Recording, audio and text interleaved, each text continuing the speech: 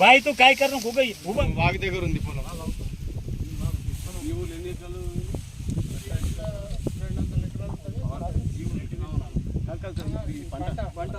కేసీఆర్ గిట్ట రైతు బీమా చేసినుంటే ఈ గతి ఉండకు.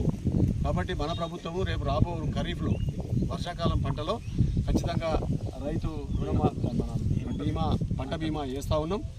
నెక్స్ట్ ఇట్లా కలామిటీ వస్తే ఇట్లా రైతులు అకాల వర్షాలు కానీ లేకుంటే రాళ్ళ వర్షం కానీ దుమారం కానీ ఏది వచ్చినా కానీ మన లేకుండా నీళ్లు లేక మొత్తం ఎండిపోయినా కానీ పైసలు వచ్చేటట్టు బీమా మనం చేస్తున్న సౌకర్యం ఇది. రైతు ప్రభుత్వం, రైతు రాజ్యం.